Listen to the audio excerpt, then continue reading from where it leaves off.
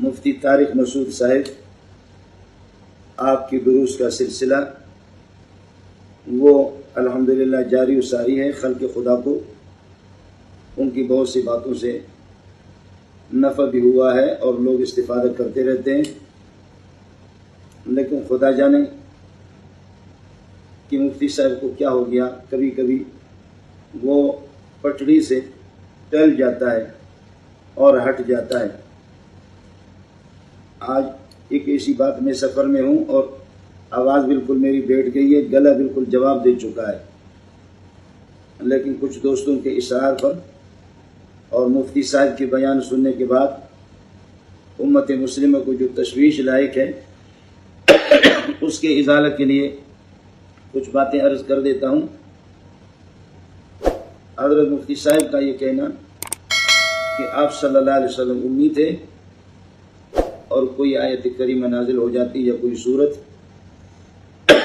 حضرت کاتبین کو، حضرت زید کو، دیگر کاتب حضرات کو بلاتے اور ان کو لکھوا لیتے. کاتب اپنی مرضی کے مطابق کئی دفعہ گرامر عربی کے خلاف انہوں نے بہت سی باتیں لکھ دی اور حضرت اقدس صلی اللہ علیہ وسلم کو اس کا علم نہیں ہوا.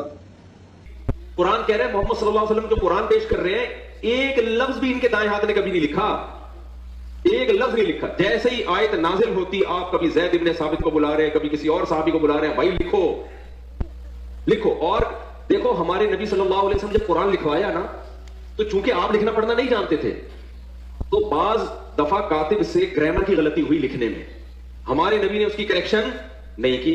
آپ کو نہیں پتا چلا کہ گرامر کے لحاظ سے یہ غلط لکھا ہوا ہے، وہ اب تک اسی طرح لکھا ہوا ہے.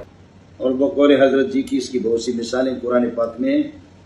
اور ایک مثال ہے لنسفعن بالناصیہ کہ یہاں نون تاکید خفیفہ لکھنا چاہیے تھا اور انہوں نے تنوین لکھ دی، تنوین کے بعد الف بھی لکھ دیا، جبکہ یہ رسم الخط کے اور گرامر عربی کے خلاف ہے. مثال کے طور پر بہت ساری مثالیں اس کی قرآن میں. سورہ اقرا بسم ربک الذی خلق میں کیا آتا ہے؟ کلا لئن لم ینتہی لنسفعا بالناصیہ. اللہ کہتے ہیں اگر یہ کفر سے باز نہیں آئے ہم ان کو پیشانی کے بالوں سے پکڑیں گے قیامت کے دن. تو یہاں ہے لنسفعا. جتنے بھی علماء یہاں بیٹھے ہوئے ہیں ان کو پتہ ہے لنسفعا یہ لام تاکید ہے اور آخر میں نون تاکید ہے. یہ الف کے ساتھ لکھنا گرامر کے لحاظ سے غلط، کیونکہ تنوین ناؤن پہ آتی ہے، سینٹنس پہ یا فعل پہ تنوین کبھی بھی نہیں آتی. سمجھ میں آ رہی ہے بات کہ نہیں آ رہی ہے؟ لیکن یہاں پر کیا ہے، نبی صلی اللہ علیہ وسلم نے پڑھا نا لنسفعن، جبریل آئی آیت لے کے آپ نے اس کو پروناؤن کیا اپنی زبان سے لنسفعن. تو کاتب نے کیونکہ عن میں آواز نون کی آ رہی ہے تو کاتب نے اس وقت لکھ دیا نون کے بجائے الف ڈال دیا جو تنوین کی علامت ہے. یہ گرامر کے لحاظ سے 100% کیا ہے؟ مسٹیک. گزارش یہ ہے کہ آپ کو فرصت کہاں ہے کہ گرامر عربی آپ سمجھ جاتے ہیں. اللہ نے یہ موقع آپ کو دیا کب ہے؟ ایک ہی بات عرض کر دیتا ہوں، انشاءاللہ آپ کے جتنے بھی خدشات ہیں اور شبہات ہیں ان سب کا جواب آپ کو مل جائے گا. وہ یہ ہے کہ قرآن پاک کا رسم الخط وہ متواتر ہے اور غیر قیاسی ہے. اس پر 8-8 10-10 جلدوں میں لوگوں نے کتابیں لکھی، نصر المرجان ہے اور دیگر کتنی کتابیں ہیں. مثال میں آپ سے عرض کر دیتا ہوں، وہ جو آپ کا لنگڑا لوڑا جو گرامر ہے جس کو آپ پڑھ چکے ہیں وہ گرامر بسم اللہ ہی سے فیل ہے. بات وہی ہے کہ رسم الخط قرآن کا غیر قیاسی ہے. آپ دیکھیں گے کہ پہلی صورت اقرأ بسم ربک الذی خلق باسم با اور الف الگ ہے اور سین اور میم الگ ہے. یہاں الگ ہے، یہ آپ کے گرامر کے مطابق ہے. حمزہ کو گرایا ہے لیکن اس کو ایک ساتھ الگ، با کو ان کو الگ لکھ دیا ہے اور سین اور میم الگ ہے. لیکن وہی چیز ہے بسم اللہ کے اندر با اور سین کٹھے لکھے ہوئی ہے. سین با اور سین اور میم کٹھے. پھر قیاسی طور پر آپ عبد الرحمن میں اگر لکھیں گے الرحمن کے ہا اور میم اور الف کو الگ، ہا اور میم اور الف نون الگ، یہ الگ ہوگا، نون الگ ہوگا. الرحمن کا الف لام اور را یہ الگ ہوگا. لیکن یہاں بسم اللہ الرحمن کا آپ یہ دیکھیں گے کہ ہاں میم پر کھڑا لکھ دیا اور میرا اور آپ کے قاعدے کے اعتبار سے الف وہ الرحمن کو الگ کر دیں گے، یہاں کٹا کر دیا۔ عالم جو اگر آپ گرامر سے واقفیت رکھتے ہیں تو عالم کے عین اور الف کو الگ لکھتے ہیں اور لام اور میم الگ، عالم عالمان عالمون عالمین، عین اور الف الگ ہوں گے اور لام اور میم یہ الگ، لیکن العالمین کو یہاں پر ایک ساتھ کر دیا، عین اور لام اور میم ایک ساتھ ہے۔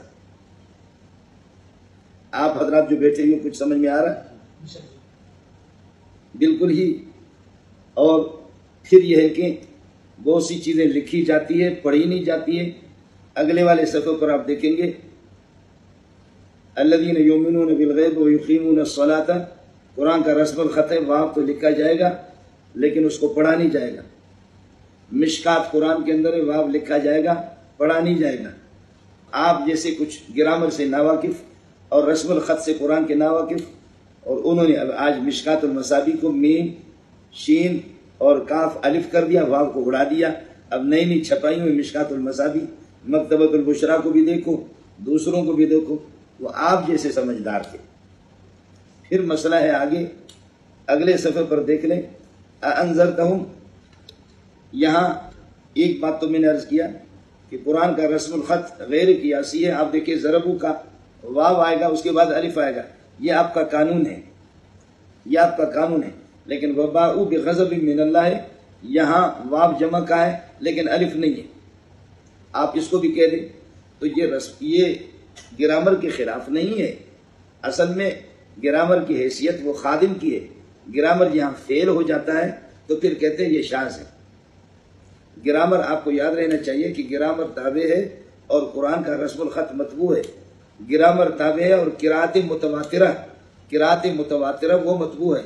جہاں گرامر اور قرأت متواترہ اور قرآن کے رسم الخط کا ٹکر ہو جائے تو گرامر ہی غلط ہوگا۔ انذرتہم میں دوسری قرأت ہے انذرتہم۔ آپ کا کوئی گرامر یہ نہیں کہتا کہ یہ دونوں دوسرے حمزے کو الف سے بدل دو۔ آپ جیسے کسی مولوی نے، زمخشری نے بھی کہہ دیا کہ شاذ انذرتہم، جب اس کو پڑھا جائے تو کہا شاذ ہے۔ لوگوں نے زمخشری کو بھی کہہ دیا کہ والمعتزلی قد اسال ادب، یہ بڑا بے ادب ہے، یہ خود اس کو پتہ نہیں تھا کہ قرأت متواترہ ہی الگ ہے۔ اب آپ کی اطلاع کے لیے عرض ہے، قاعدہ ہی خود آپ کا لنگڑا ہوا ہے۔ پھر یہ کہ قرآن میں دونوں چیزیں استعمال ہوتی ہے، ایک یہ ہے کہ ایک رسم الخط کے مطابق بعض چیزیں اور بعض چیزیں وہ قرأت اور آواز کے لحاظ سے۔ اب مسئلہ ہوگا کہ لنسفعن، اس کا رسم الخط ظاہری رسم الخط اس کا لنسفعن نون تاکید خفیفہ ہے، لیکن پڑھنے کے اعتبار سے اس پر تنوین کی آواز پیدا ہوتی ہے، تو یہاں قرأت کے اعتبار سے پڑھنے کے لحاظ سے اس پر تنوین آ گئی۔ وہی نون تاکید خفیفہ اور نون تنوین یہ دونوں پڑھنے کے اعتبار سے تو ایک ہی آواز دیتے ہیں۔ اور پھر آپ کو شاید وہ قانون بھی ارشاد الصرف کا گرامر کا معلوم نہیں ہے، اضربن سے اضربا، اضربن سے اضربو، اضربن سے اضربی، لنسفعن، اس پر وقف کریں گے تو پڑھیں گے لنسفعا، تو الف لکھ دیا تو کون سے گرامر کے خلاف ہو گیا؟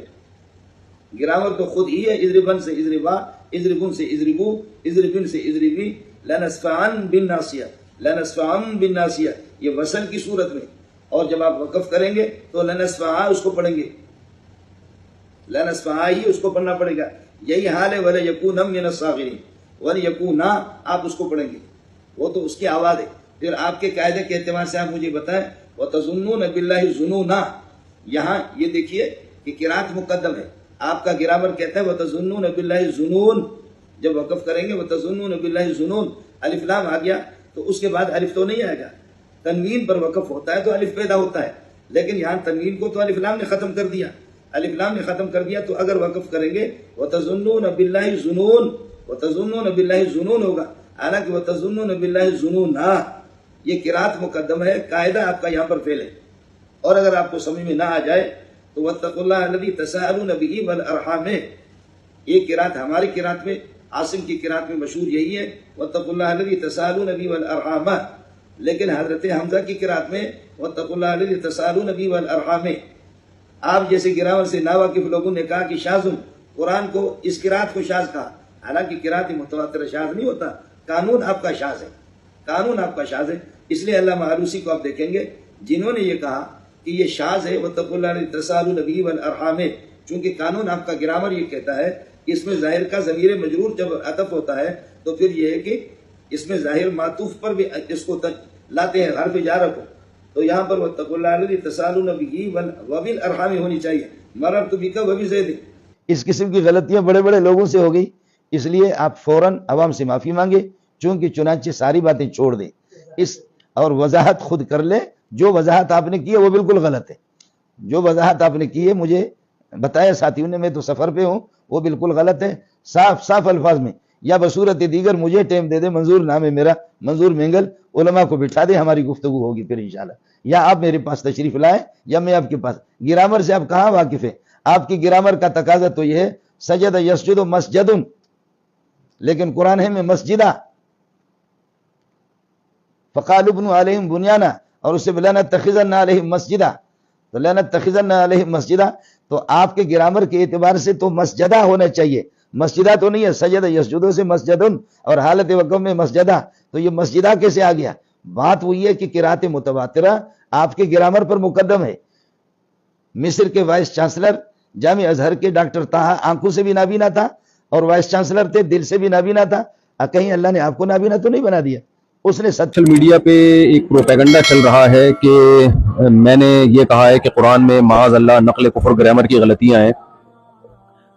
جو میری بات ہے وہ یہ تھی کہ آپ میرا کلپ سن سکتے ہیں کہ اگر ظاہری لحاظ سے اس میں کوئی غلطی لکھنے میں ظاہری لحاظ سے، ورنہ اس میں بڑی حکمت ہے لکھنے میں ظاہری لحاظ سے، ورنہ اس میں بڑی حکمت ہے ہوئی بھی ہے، ہم نے اس کی بھی کریکشن کی کسی کو اجازت نہیں دی، جو ہے جیسے لکھا گیا ایز اٹ از چلا رہا ہے۔ بڑے بڑے ابھی گرامر کے والے آئے، انہوں نے بتایا سینٹینس سے تنوین نہیں آتی، دو زبر دو سے دو پیش نہیں آتے، آپ نہیں آتے، یہاں آئے ہوئے پتہ نہیں کیوں آئے ہوئے، اس کو لکھا ہی ایسے تھا۔ جس کتاب کی میرے بھائی ایسے حفاظت ہوئی ہو کہ اس کی گرامر کی ایک مسٹیک اگر ظاہری لحاظ سے مسٹیک ہوئی ہے، اس کو ٹھیک کرنا کسی کے لیے ممکن نہیں ہے، تو جو ٹھیک آئے تھے ان کو کون چیک کر سکتا ہے؟ تو اس میں ہو سکتا ہے مجھ سے تعبیر میں غلطی ہوئی ہو، اگر کوئی یہ سمجھتا ہے کہ میری تعبیر ٹھیک نہیں تھی یا یہ بات عوام کے سامنے کرنے کی نہیں ہے، ان کا مینٹل لیول اتنا اونچا نہیں ہے، وہ یہ سمجھیں گے گویا کہ قرآن میں غلطی ہے، تو میں اپنے الفاظ پہ معذرت کرتا ہوں اور میں اپنے الفاظ سے رجوع کرتا ہوں۔ لیکن میرا منشا ہرگز ہرگز ہرگز قرآن مجید کی توہین نہیں ہے، کیونکہ میرا پورا بیان قرآن کی تصدیق پہ ہو رہا ہے، قرآن کی صداقت پہ ہو رہا ہے۔ اس کا ایک ایک لفظ جو ہے وہ لوح محفوظ میں محفوظ ہے اور اسی کے مطابق لکھا گیا، اسی کے مطابق پڑھا گیا اور اللہ کی ذات سے نکلا ہوا کلام ہے۔ تو سوچئے کہ جو شخص قرآن کی صداقت کو بیان کرنے کے لیے آیا ہو، وہ کیسے قرآن کو کہہ سکتا ہے کہ معاذ اللہ یہ غلطیوں کی کتاب ہے؟ معاذ اللہ۔ میرا کلپ آپ سن سکتے ہیں۔ دوسری بات، نبی صلی اللہ علیہ وسلم کی شان کے لحاظ سے جو میں نے یہ بات کہی کہ آپ صلی اللہ علیہ وسلم لکھنا پڑھنا نہیں جانتے،